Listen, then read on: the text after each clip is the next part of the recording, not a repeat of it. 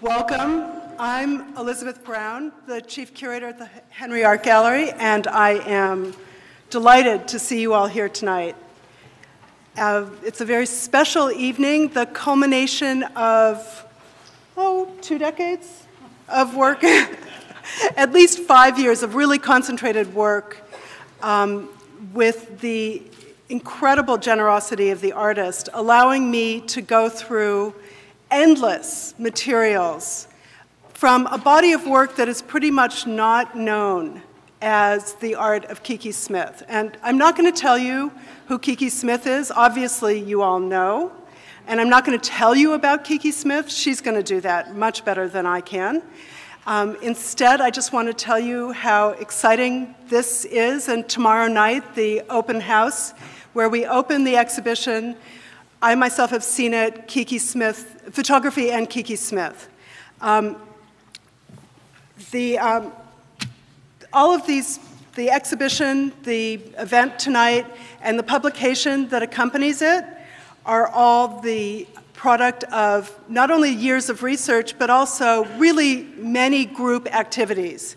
And so what I really want to do is thank some people. First of all, I want to thank Kiki Smith for her generosity, her sharing, her insights, and her amazing art, and also her assistants, Becca Getty, who luckily is here tonight, Rachel Ostro, who also worked really closely with me, as well as Linda Lynch and Uchenna Eaton.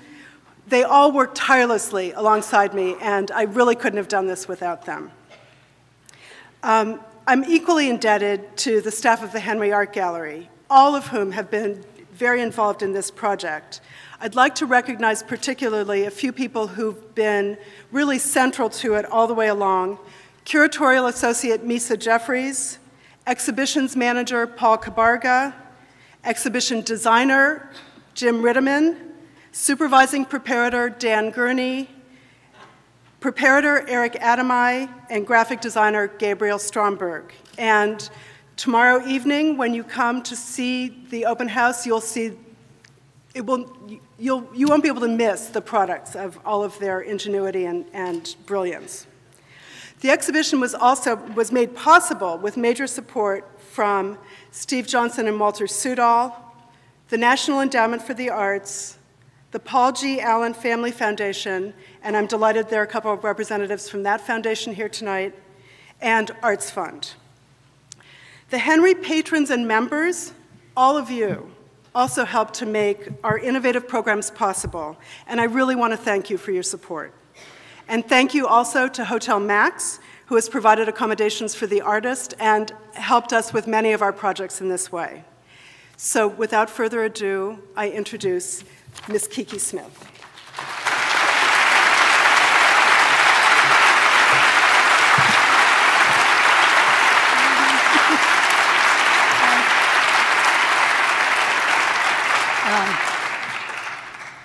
Good evening.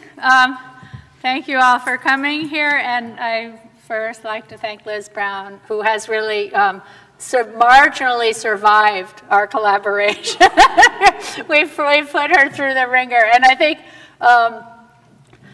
you know, it's sort of like, it's not like a weird show or a strange trajectory or something like that, but it's just like something that happened, and in a way, it's been much more involved than anything I've ever done in my life. And I gave one of my assistants who helped us with the registrar work in the East Coast, I gave her to take a month off last week when I left because it was so much. But anyway, so we also got a new intern, and my assistant asked her to put away all the slides. So I called my assistant 2 days ago and said, oh, I have to give a slideshow or talk, and it might be helpful if I had slides. She sent a bunch of slides, which are all in honor, it turns out, Greg Kucera, because they're practically all prints. So I thought, oh, this is good, because I thought, you know, I made this photography show, and the photography is really primarily of my work. you know, it's me photographing my work. And I think that's why Liz Brown originally was interested in it, because while it has absolutely nothing to do with how the great artist Brancusi photographed his work, she wrote her PhD dissertation on Brancusi's photography. So I think that's how we got in, like 20 years ago, into this swirl. I had a show in LA at Shoshana Wayne, like sometime in the 90s. First, my sister Seaton's a photographer, Seaton Smith, and she has been clearly photographing things since she was about 17 or something like that, and is still very engaged in large-scale photography. And so she was a big model for me. Like in most things in my life, she's younger than me, but she's more clear in her direction sometimes than I am, so I copy her. But then I had this show at Shoshana Wayne, and it was a large space, you know, like as long as this room or something like that, and I was making the work for it in New Mexico, in Santa Fe at Art Foundry, and I thought, like, then there was this whole other room, and I wasn't going to be able to fill that room. So I thought, okay, I will make photographs and sort of cannibalize my experience making the work to have a show. And I always took, before that, like little snapshots and would gang them together and send them to friends as like movies. And my brief encounter with college, I was a film student. So, you know, it was something that I was always interested in, and always interested in serial narrative, which I think is something that is very prevalent in my work, which in my you know, psychological, convoluted ways comes from my father, who has two very beautiful sculptures here in your town, in your sculpture park. My father was Tony Smith, and he has a big one called Stinger and another big one called Wandering Rocks. But they were both made up of octahedrons and tetrahedrons, you know, and that we spent a great deal of our childhood folding and gluing together octahedrons and tetrahedrons with Scotch tape forever. But I think that in certain weird ways, like my use of paper and this sort of serial multiple narrative things come out of that. And in that photo show, you can see that sometimes it's like taking pictures of an object from different vantage points, or it's like making narratives out of disparate objects or something like that. Anyway, this thing isn't turned on. Oh, shit. Okay, I'll put on some slides. So anyway, now you get a slideshow. But then I thought, like, that's smart to make a slideshow, because if you go next door, you can see endless quantities of photographs, and it's slightly endless. And then also there are photographs, for the most part, of sculpture. So I thought, like, in a way, it's like my greediness in the end, to show you something completely different, because that it's already covered or something like that. And then I thought also, because Greg Kucera, I was enormously fortunate to have the opportunity early in my work to start showing primarily prints with him, and that has been something that's been important to me over the last 20 years or so. So, and these are just like, I just put them in completely randomly. I have actually no idea what I'm going to say. Normally I try to make it like that it slightly jars my mind into having a thought, because, you know, primarily you're going over your history, you know, and it doesn't radically change, or your interpretation of it doesn't radically change. But I became involved in printmaking in 1980, when myself and a group of artists called Collaborative Projects had a show in Times Square called the Times Square Show. And two of the people, Tom Odernis and Carol Perlman, made a shop there, and so I thought, well, I have to make things to sell in the shop. And so I started making T-shirts, and then I became a student at FIT at night school and did printing on fabrics, and snuck into factories, and, you know, where people could do, you know, secret night work, and printed making silk scarves and stuff like that. And so it was a way to me also to make like generative multiples of objects, and then, you know, of things. But you know, and then I kind of slipped into it like a slippery slope, and then I got, at the Times Square show, I started making these T-shirts, and then sort of slowly out of that I started making art on paper. And I like going back and forth. I like that it's a, you know, accessible medium, that it, you know, because you can make multiple, you know, images. But I also think that printmaking is something that gets really maligned in the art world, and that, you know, people were suspicious of in the art world at different times, sometimes because of artists, you know, signing blank pieces of paper extensively.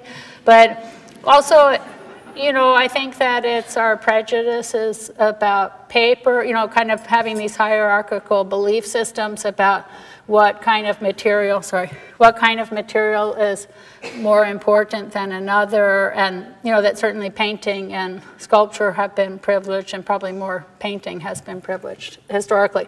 But to me, like, printmaking is actually, along with photography, that those two things in the century before the last century, in the 19th century, are the two most radical things that happen in the world. You know, printmaking, like the invention of lithography and different kinds of type, metal type, all this stuff like that, that it gave, you know, this opportunity to have this enormous proliferation of, you know, disseminating material, of information, stuff around the world. But what it also did was, I thought that it's like a really radical way of thinking about sort of a deconstructed world, because you make it in layers. Like, you see that things like meaning is layered on top of each other to make something that's a seamless, you know, facade, but really is this thing that, probably none of these things are prints, I don't know. I tried to mix it, and I had some other things, like I found in the other part of the envelope, there were slides from, I think maybe my show at the Whitney Biennial, so I just stuck those in for a relief from printmaking.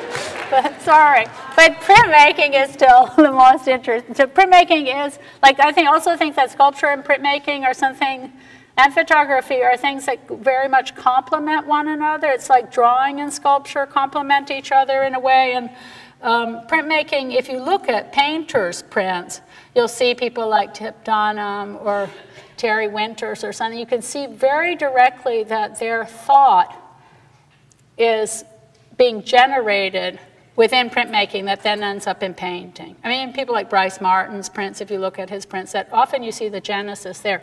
I think for me, when I started making professional prints, I went to ULAE in Long Island, and I thought, like, it's sort of Long Island, nobody's going to see what you're doing there, it doesn't matter, you know. So, and Bill Goldston said to me, come here and just use yourself. You know, and so I really, and then I thought, okay, like, fuck you, I hate people telling me what to do, trying to control me, so now I'll always use myself. You know, so then I made, like, you know, 10 years of just using my, you know, my body somehow in what I was doing. And then things like this, I don't know if you can see them at all, but it's not very dark in here. Things like this on the right-hand side are cut out drawings. You know, they're vectorized drawings that then are cut in metal.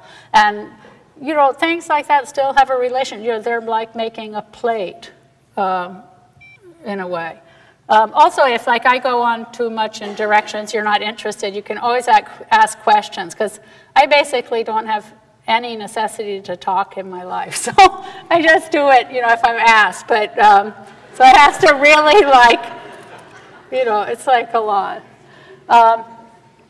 But also for me, like, when I worked at ULAE, we worked on formal prints. You know, it was my first opportunity to work on formal prints. And first lithography, you know, they had like a program. You work on lithography, and then eventually you get to work in etching. But to me, it's a slow process. Like, first I thought, oh, I'm going to go there, I'm going to learn everything, I'm going to have to do it all myself, I'm not getting suckered into this, you know, like being treated well. And then, like, the second I got there, I said, oh, forget it. Here, you can hang up my coat. And, you know, you know, like, I thought, I don't need to do anything myself, but I would get bored. You know, by the process, like how, you know, the intervals between making something and then the plates being processed and stuff. And so I started making, like, my own, like, secret stuff on the side, you know, which they had to make, but like stuff that I could take home. You know, I always said, like, oh, this is fine that we're making this art stuff, but I have to take this other stuff home. And then from that, I started making, which I don't think you can probably see, and it's upside down also, but it's a print of mammary glands.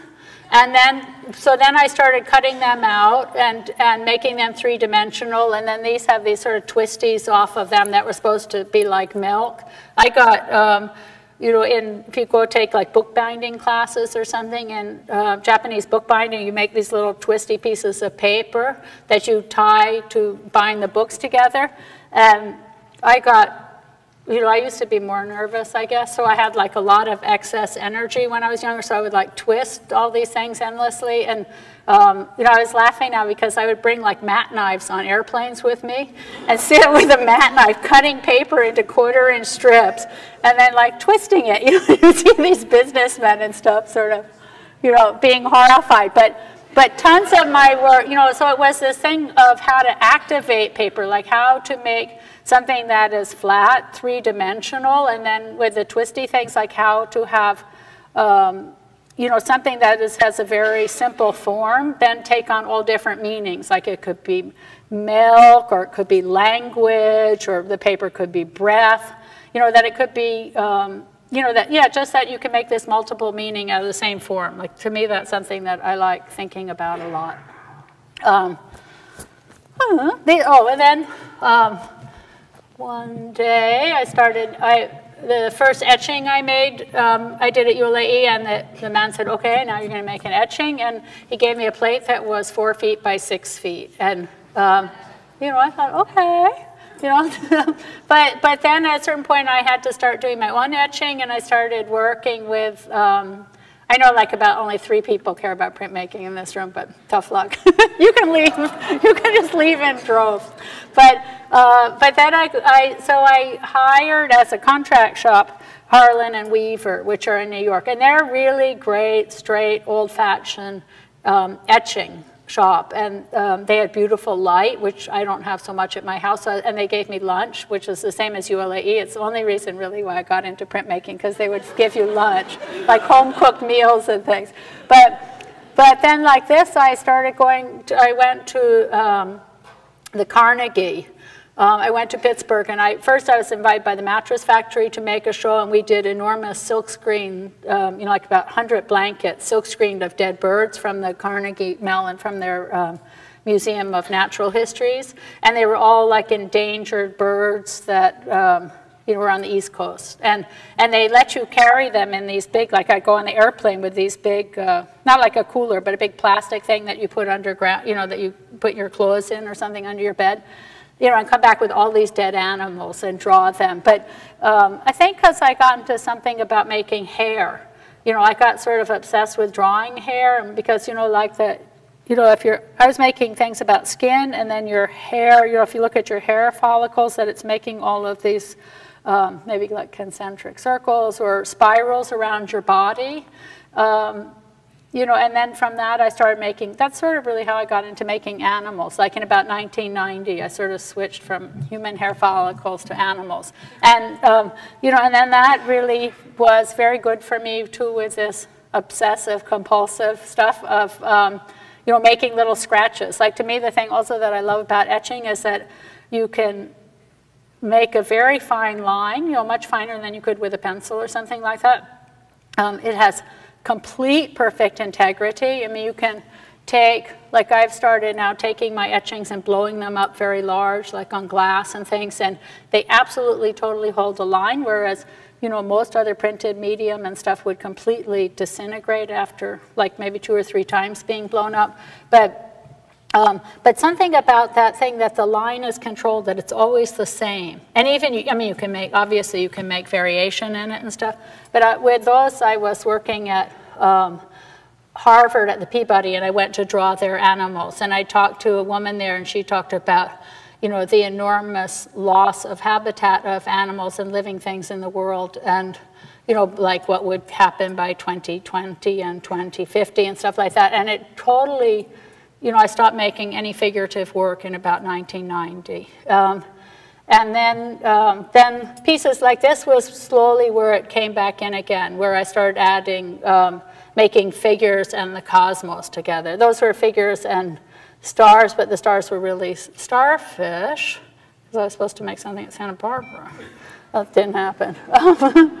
But so like here you can see, like this is a big print That was, I think I had a show at the Hirshhorn, and it was when the Kyoto treaties were being signed. The U.S. didn't sign them, and so, you know, me being like a self-righteous, slightly asshole, said, okay, now I'm going to punish Washington because they didn't, you know, sign this bill. And so I made all dead things. I made large raindrops that were black, and I made snowflakes, big sculptures of snowflakes that were black, and then I made this big drawing of images that were black. And so these were printed, you know, they were drawings I made at the Peabody, but then they were printed like a top-rolled etching, which William Blake invented. You know, so the line of it was just white, and the rest of it was all black. And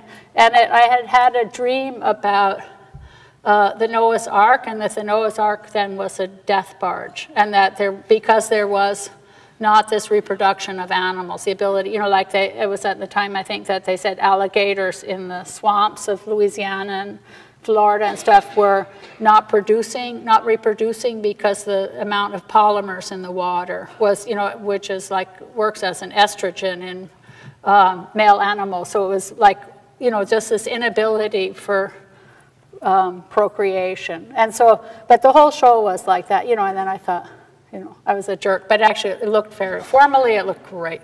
And also for me, it was this thing about making large prints. I mean, I think for me, the first time I saw someone make a very large print was Amsel Kiefer at the 1982 Biennale. You know, that was, you know, and I had never, I mean, at the time I just made T-shirts, so it wasn't like a big thing that I was doing, but, you know, at the time I had never seen like large prints. And then, you know, after that I looked at processional prints or, you know, things that could hold a large scale. And now actually there's a really great show in Philadelphia called Philographia, which has people doing prints, sort of unusual prints from all over the world. See, there's my first print at ULAE. Those are some sculptures next to it.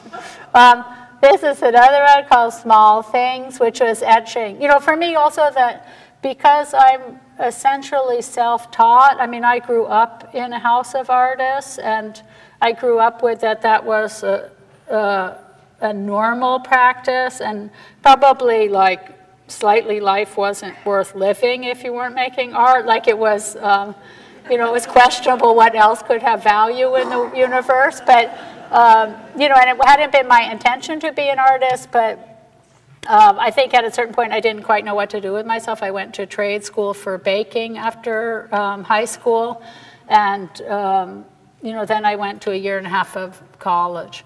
But you know, I pretty much planned to be doing you know, sort of menial manual labor for my life. But so you know, I didn't also have an aptitude for making things particularly, and so I really have learned, like tried to learn on the job, and drawing and sculpting I haven't gotten much better at, frankly, but drawing I have actually gotten better at over 20 years, or 30 years, but you know, so to me, like learning etching, all these things I think like, oh, in a certain way, it's not necessarily that it serves your advantage, like really enjoying the struggle, or enjoying the difficulty, like trying to, you know, go over the adversity of things. Like maybe then you just make mediocre things because you're just trying to make things the way they are in the world already that other people know how to do. But it's really where, like to me, that's really where the process of being an artist is. It's that being an artist, you have to hold your practice with inside making. You know, and for me, it's very important to have an intimate experience of making. Like now I'm making a show, preparing for a show in New York of stained glass, and it's like, you know, maybe like 25, 30 panels, which are, you know, range from about, you know, almost 3 feet to about 8 or 9 feet. And, you know, I know that I have made every single mark on it, you know, and to me that's important. Like I want to hold it as my experience. And you know, I know like many artists enjoy shopping and things like that, but to make art, but I really like that. You get to take like the energy out of your body and place it someplace else, and then have something to look back to as a reflection. You know, like that it's a working model for, you know, creating understanding or meaning or consciousness in the universe, and then you know, often it's ephemeral and it goes away, and certainly the experience goes away. And so, you know, that's why I think like artists, you know, are a bit, you know, like junkies or something, that it's inherently dissatisfying. You know, that if you were satisfied with it, you could just stop doing it. But there's something that always you see that, like when I was younger, I'd go see like Bruce Nauman's work, and I think like, oh, you might as well just like, you know, throw in the towel, like forget it, go back to baking or something like that. You know, and then after a couple of days, you know, you'd say, oh, but Bruce Nauman, he didn't do this, or there's still like some space. And, you know, certainly with figurative work, you know, the other thing I always say as a joke is like, you know, that if you look historically at figurative work and the images of women, first, most of them have much better bodies than me. And then second, they're lounging about naked. And I always say like, well, I would really love to be lounging about naked. 90% of my life, that's not what's happening. And it's not what is culturally represented. It's like the other 0.9% of your lives, which to me often aren't very gender specific. It's like, you know, you walk upstairs, you go on buses. Maybe that's more gender specific, going on buses in New York. But you know, like the things you're doing are not, but they're also not represented. You know, and you know, I think like a big fight in the 80s and 90s, a lot for me, like the influence of some of the German artists where they refused to be owned by style. To me was a very good model, but also to dismantle the idea of a hierarchy, like a kind of European dualistic thinking where, you know, man and intellect and other things are sort of on top, and then, you know, body, spirit, female, nature, all these things are, you know, in the undertow and are paying for it culturally to be in the undertow. And, you know, so first to dismantle that, but also to dismantle hierarchical notions of what is a good subject matter in art, or what is a material that is, you know, held in higher esteem or more valued, and not just look like, for me, my heroes, people like Nancy Spiro and Leon Golub, you know, that she used the most modest of materials. She used printmaking, which people hate. She was a woman, which people hate, you know. You know, but her insistence upon that, upon utilizing the things that are traditionally used against you as a deficit, to me is a great model of being an artist, you know, and that you don't want that important art lies in, you know, that the importance of art lies in the material, or lies in the technical aspects of it, or lies in who makes it, you know, and I think that, you know, that was the big revolution of the feminist movement, was to dismantle a lot of those belief systems. And then we can see in the last, you know, 30, 40 years, certainly in America, that we have become a much more inclusive society. You know, but to me, those directly come out of feminism and the civil rights movement. And it trickles down into, you know, our lives and then our art production, so that, you know, that these things get destabilized. Like on the other side, in the Henry, I have a sculpture of it's called Upside Down Peabody with beads. It was a model of taken from a gargoyle off of a building in France. But then I made like this spill around her of beads, because I was working at Pilchuck in the 90s, and I thought, oh, let's start making things out of beads, because that's like, you know, really like the bottom of the barrel in the hierarchical understanding of glass. And I thought, you know, like that's the thing to embrace, because one, it's not the thing that's used up, you know, yeah, it's not culturally used up. So it has a lot of heat. It has a lot of virility or something like that in it. this is a print that I like a lot. And it was also, also to me, what's really fun about being an artist is you get to make sort of, you know, I feel a lot like I'm a very, sometimes my work can look harsh to people, but I'm like a super goofy person. And I really enjoy to make sort of fractured fairy tale citations to other artists. So I made this, which like in my mind looks something like a Navajo blanket, even though it doesn't look like a Navajo blanket at all. But it was really came like I thought about Eva Hesse's work, that she took the body and made an abstraction of it, you know, that her pieces abstracted the body and showed their more, you know, visual form. And then for me, it was funny then to make those same things and make the forms that she had used, you know, like wrapping string and making these strings coming out in her work, and then take that and bring that back to the source about making them into these sort of bosom moons with strings. And some of them, this one doesn't, but some of them have strings coming out, and they're all three-dimensionally popping out. So, you know, I think that that's also something that as you get older becomes much more, I don't really know why, but maybe just because your time's running out, that you become much more engaged and interested in art history and how you are part of a creative lineage of the universe, or, you know, of the world at least, and how you can, well, that one's really out of focus, but how you can access, you know, what has happened historically, you know, and how you can really, yeah, in a certain sense, I think like artists are often revitalizing, like taking what becomes flattened and dead and unknown in the culture and breathing new life into it so it can be seen again. It's, you know, it's just, like in a certain way, it's just going like, pay attention, pay attention, pay attention. This is actually a glass piece. This was a piece I was asked by the De Young Museum to make a piece for gallery, and because of all my great opportunities here at Pilchuck, which has been like actually very vitally important to me. My mother's family moved to Mount Vernon when she was 12, so I spent my childhood sometimes coming here. And but then as an adult, I had the opportunity to go to Pilchuck twice as a visiting artist and then twice as a teacher. So I met, you know, many different people in different facets of the glass world. And so you know, I made things like this where I asked people to blow tear shapes, or, you know, and the same thing, like sometimes they could be rain, sometimes they could be milk, sometimes they could be blood, like that form can keep changing meaning by making sort of small nuances of color or something like that. So anyway, that was like the San Francisco mist. It was a little bit, had some stannous chloride on, so it was a little bit,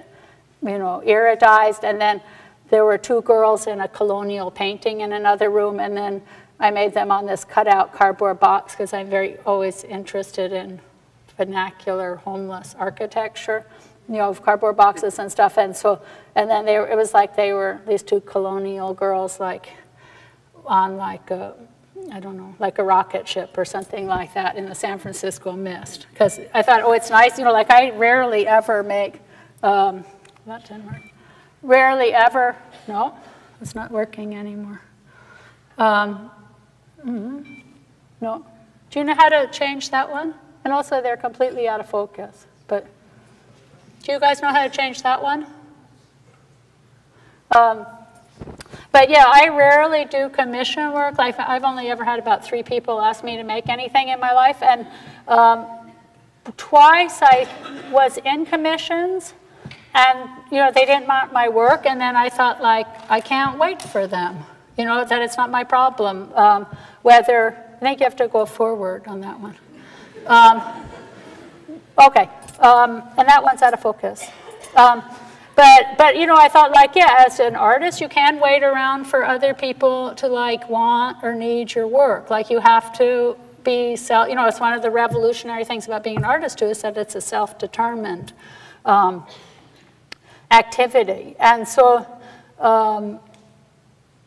you know, I think in a lot of this, it's for me why I have self-published a lot of print work, which is like an insanely ludicrous thing to do. But if you need to do it, you have to do it. And also it's the revolutionary freedom of this time period that, you know, that anyone at home, like Super 8 cameras were, or video cameras, or even the camera was, that, you know, there was this radical possibility of multitudes of people having access to imagery, you know, to generate imagery.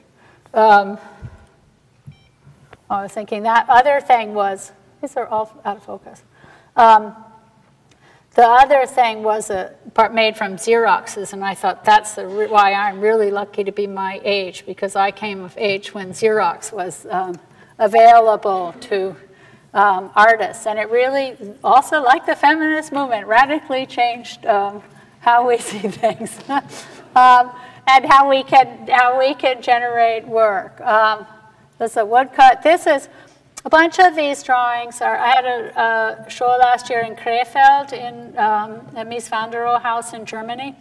And you know, it was a home built in the 29. And I thought, oh, I wanted to just talk about it like a home and what a home is. So I made all these stained glass paintings. And then it traveled around, and then by some sort of odd chance, it came to the Brooklyn Museum now. But it was about just making a kind of life cycle, or idea of what a life cycle can look like, and what it means as an artist, and what it means, like, you know, besides that, you know, somebody like me is doing a lot all the time, but that, you know, I thought about last year that creativity is given to you freely, like you don't have to do it. It's given to everyone. You know, it's I always think like that we are inherently creative and have a sort of technological bent, and that beyond that I don't know what anybody's doing, but that this is given to you freely, and it's given to you often in moments of passivity. You know, that it's that when you open up and have space to listen, you know, that, and to me, a lot of my work comes very directly from listening. Either it came from dreaming things, you know, where it went like, you know, make it 9 feet big and make it red and make it out of ink, and, you know, where I really like saw my work, what it looked like when it was finished. And then I'd sort of get up and go, oh, you know, and do it. And then when I would change it, I'd always have to go back again. I'd always have to end up redoing it the way it wanted to be. Or sometimes, like, you make work and you think, oh, I don't do that. You know, that's not my work. I'm not an artist like that. I make bodies. I don't make, you know, like, yeah, squirrels or something like that. But then often you find out that, like, 5 years later, that is absolutely the heart of your work. You know, and I was thinking the other day, Charlie Ray used to come and stay at my house, and I remember he made this drawing of like high heels or something like that, and I thought, oh, that's not really Charlie's work. Like, he won't want that around in 20 years. You know, he won't, like, you know, if I drop dead or something, he won't want that somebody says, oh, look, here's a picture of, you know, Charlie Works art in my house. And, you know, my sister said, well, how come you didn't send it to him? But I thought, oh, no, I have to destroy this. And then, of course, now I realize it was, like, completely fundamental to, like, if you go to the Whitney Biennial or something, to what he's been doing for the last 5 years. And so I think that that's, like, always this big, you know, funny thing, that you're given information, but not necessarily in a way that you can comprehend it or know how it fits together with you, but that it always is completely, you know, has a clarity and an essentialness to it. And you just, you know, like, to me, I always say, like, oh, you just have to follow your work. You know, and where you lead your work out of willfulness, you always have to really pay, to me. And also, like, you know, in terms of, like, you know, like, I had no particular, I was very, like, extremely ambivalent about having an art career. You know, like, my father's whole generation practically killed themselves. They were, you know, their lives were extremely complex. They were extremely conflicted. You know, they did their work and they were clear about that. But all the, you know, interactivity with the rest of the world in relationship to it was extremely problematic for them. So for me, I had, like, I thought, oh no, I don't really want to go there. I mean, I said I like making things, and that's nice, but I'm staying home. You know, that I just did other kind, you know, I did electrical work and stuff like that. And then, you know, that gave me a lot of freedom, because I wasn't concerned with the looking. I was concerned with my friends looking, and I was, you know, to me, that's a really important thing as an artist, is to be grounded in a community, that you need communities. Because, you know, I think like if you're a super genius, maybe you can sit in your house, you know, and work for the, you know, 40 or 50 or 60 years, and, you know, when you die, people think it's super cool or something like that. But to me, it's really important to have that cross-pollination and be exposed to people, artists in other countries, and having very different, you know, belief systems and stuff. And that's actually one of the really great things about living in New York, is that we're so fortunate to have such a diversity of artists, and that you can know personally, like intergenerationally, artists and people with, you know, that have very different kinds of knowledge, you know. And people always like for me, I much, you know, from coming from my father's family, you know, I much prefer live around abstraction, you know, than I do representational work or something. Or, but at the same time, like I realized I really like and would have many more paintings in my life than I want to live with sculpture. And I don't live with any of my own work. Like, it, you know, it's just, you know, either you see the holes in it after the fact, or you just don't need it. You know, you just need to, you know, keep moving and doing what you're doing. But one thing that I've really liked doing is coming out of this t-shirt business was, it's really been always very important for me to recognize that each form has its own integrity, and they have incredibly vital, vivid histories. And so me, like I've made, you know, 1 million paperweights in my life, and sometimes it was the paperweights that, you know, really sustained me economically. But I really like that, you know, that in modest things, you know, in like teacups and sculptures, little sculptures you put, like figurines and things you put on your shelves, that all those things that are, yeah, just have very vivid histories, and you get to utilize and play in them. And each time, you know, that's one thing like with printmaking, that you can make envelopes, and you can make postage stamps, and you can make billboards, and each one of those has integral form. And that in a way, like you're making, you know, so these I was making blankets with the Fabric Workshop. I made a lot of projects with them in Philadelphia, but that each of these forms informs what you do with them, and gives you the opportunity to investigate, you know, essentially parts of yourself or parts of cultural, historical dialogues that you couldn't do in another form. You know, they're just, you know, I think when I was younger too, I wanted to be an artist that would like end up in Macy's. You know, that was like, I was like, oh, I'm going to make art, and then I'm going to make like pillowcases. And now I get to make pillowcases, and I think, okay, now what are you going to do? You know, but you know, that it really, you know, and that was part of the collab. In general, the artists from collab, if you think of like Jenny Holzer or Tom Otterness, John Ahern, different artists that all had a kind of social content. I wouldn't say a political content. People were very influenced by the Russian revolutionary artists, and certainly the Mexican revolutionary artists, and the Fluxus artists, and the situationalists. And but the work had like an accessible social content. And I think for me, that's something very important in making my work. I mean, it comes, you know, that in a certain sense, I'm a populist artist that, you know, is sort of odd. But you know, I want, like, I don't see, you know, I see that we're all here as deeply as individuals, but I don't see that, like, what's happening to me is particularly unique. You know, it might feel, you know, feel like a big, unique situation, but for the most part, you know, it's relatively general.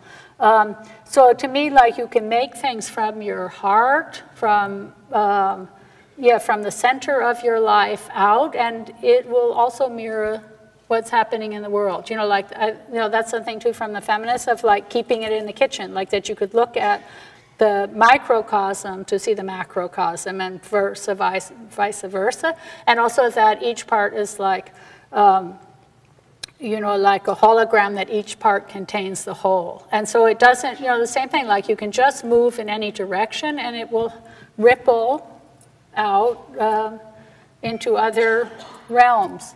Last one was beautiful dandelion puffs that were made by Dave Willis, who I met at Pilchuck, and I've been working with for about the last 5 years, who lives in Portland, Oregon, and is, that's completely out of focus too. This is a sculpture here that the Bagley Wrights have, and it was based on Munch's Puberty. That's one of my favorite sculptures or images, and it was one that I wanted. I think in 1994 I made that, or a little bit after, but it was, maybe it was a little later. But, so it was sort of right at the moment when I was starting to like, slide into menopause. Which lasted much longer than people told me was going to. But, and it gave me the opportunity to look what puberty was like. Because, after I got through menopause, I thought, I've been poisoned for the last 30 years or 40 years. Like, it's like I don't have to have this, like, poison in me anymore of hormones. But so I thought, like, when you're in puberty, it's like you're moving into this, and I just thought those are two, like, funny moments in life where your life, like, really radically changes. And like for me now, I think, like, oh, it's such a liberation to be postmenopausal, but that it does, like, you really get to own your existence in a very different way. But I thought, like, like the same, like in this history of representation, like, I was thinking like Balthus, or people that did make a representation of young girls. But there's, like, actually very few images of young girls. And so anyway, I went on a thing about that. But it was also, it has this, and it has an enormous amount of drawings that go behind it, because I'm also, like, go to the Metropolitan Museum a lot in New York, and to me, if you go look at the Kuan Yins or the Buddha sculptures with then the enormous wall paintings behind it, that what it means, what does it mean 2-dimension and 3-dimension? And I have been personally, and am a big fan of Barry LeVay's work, who deals very much with that, like the 2-dimension, 3-dimension. What happens, like, when that flips? Like, what's the difference between experiencing something like as an object, as an architecture, and as a plane? That they all resonate with in radical different ways.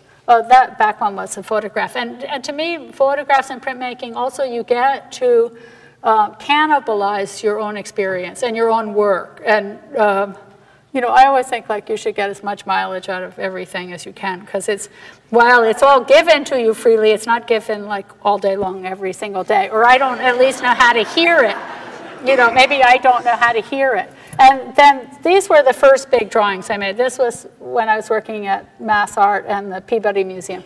But then I like that with printmaking, that I can go back and reprint images that I made 10 or 15 years ago and completely change the context. And for me, often these pieces, I don't know if you'll see maybe some photographs at the other over at Henry, that, like, a lot of these pieces I printed and made as collage drawings, which are I make a drawing, and then Becca Gaddy and others go up to Columbia and print them, put them onto photolitho plates and print them, and then we take them home and, like, cut them out and make them. It's like, a little bit maybe figurative art is like having subjects or dolls. Like, you get to make them do. You get to, like, vicariously live through them, but you also get to, like, make them do what you want.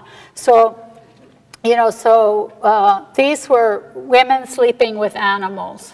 So here's, like, a woman lying there with a little lamb. But then I ended up making very large sculptures of those. And so often to me, like, this collage drawing is the genesis for work, and that it often, the same thing, that it often comes, like, that's one of the stained glass things.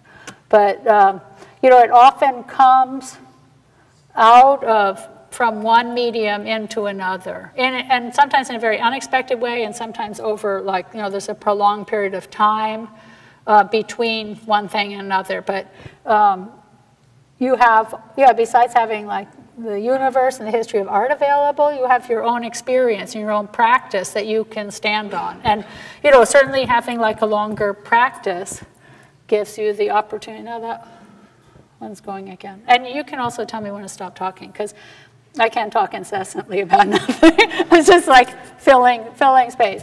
This is a sculpture of a woman as a singer. It's called a singer, but then I put some flowers in her hand. But it's these things are made like I make small clay sculptures. And then I go to Digital Atelier, which used to be Johnson Atelier in New Jersey, and scan them in computers. They use 3D scanners, and then we cut them in foam large.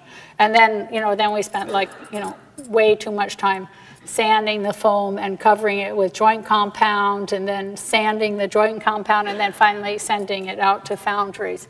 And I have just started working in aluminum, which I find really fresh, but it's, as a material, it's like mud. It's like bronze is so much more generous to you. I don't know, in the East Coast, in the South, in America, there was, 100 years ago, there was people that made songbooks for illiterate people so they could sing hymns, and it's called shape note singing. And they do this they stand and have this cadence that is based on like fugue music, sort of like Bach, and I don't know. So I ended up making a sculpture of that because I've been on like some eddy of colonial American trip. There's a really wonderful writer named Laura Thatcher Ulrich who's written a lot about sort of material culture books about colonial America, and it's really seductive. But so I made sort of like about 5 years of work that's sort of based on colonial American things. And all of this works now, these stained glass things and all of that are based on a small needlepoint from the 1700s. That I guess was my show in the Whitney, which has print. Also for me, like that's a print, the large Pietà, which was me sitting with my dead cat. And also these prints that are letterpress prints of cosmic holy mandalas as Tikozy things. And then in the other room, that big death barge one, that for me it's always been really important in making exhibitions, and certainly making large exhibitions, to have printmaking have a very pronounced representation. Because it is like, I always say, oh, my art doesn't have any agendas, and I'm just walking in a garden, it just gets me here and there. But I do have very clear agendas that I don't want to be culturally owned by our history. I love our history. There's many places to take enormous pleasure in it and to learn profound things from it. But a lot of it really strangles us as a culture and as individuals and as artists. And so to me, it's always to keep kicking this stuff out. And it here, like in that, there's a sculpture, and then there's prints, and then there's photographs, and to keep the mix going on. The same thing like with making women and animals. Like you could say in the feminist time, people tried to say, I am not nature, I am not spirit, I am not unintellectual. But then I think there became a time where you say it's completely in your interest and the entire universe's interest that you understand your interdependence with nature, spirit, and whatever else that and so that's so to me that was a big shift to like say I embrace the things that either have been culturally used against me at times, but then you can flip the meaning, and that's, to me, that's the nice thing about being artists. You can just keep, changing meaning of things. You can look at the same thing, it's like cubism or something. You can just keep exploring the facets of consciousness or something like that, and seeing different aspects and then making representation of different aspects. And they don't have to hold for the whole rest of your life. Like you can say, this is a model, this worked for me when I was 28 years old, this works for me when I'm 45 years old, this works for me when I'm 56 years old. And that I don't have to, I don't feel like I have to be held accountable for what I made when I was 32 or something like that. It's what seemed appropriate at that moment. And it really changes. And I also don't want to, as a human being, be didactic or be dogmatic in my work. I want that it can be holistic and that it can be conflicted.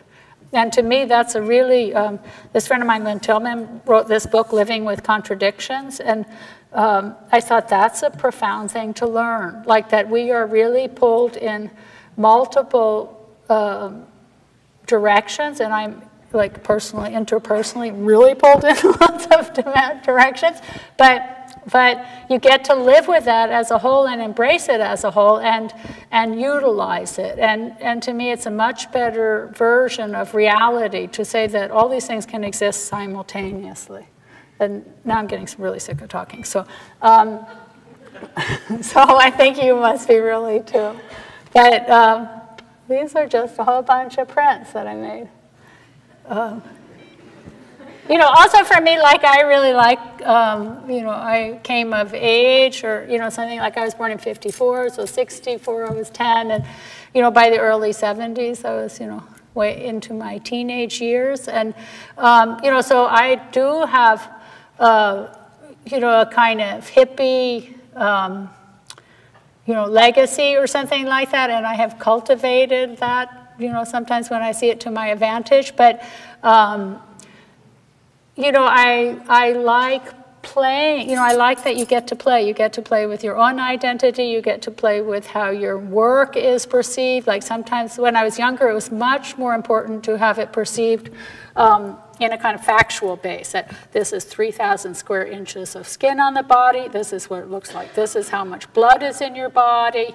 You know, so it's very like phenomenological or something like that in a very elementary way. And then you know, at a certain point, I was having an exhibition with someone, and I got so pissed off at them that I thought, I have to fight for my life. Like, I have to make something that insists upon a presence that isn't spoken of, or something like that. And so, you know, and you know, just at different moments, your work really changes. Like, you see, like, what is important to you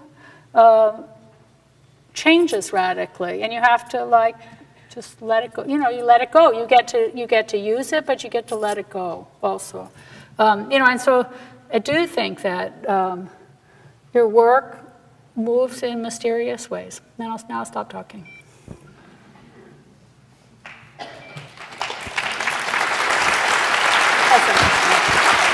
Okay, thank you.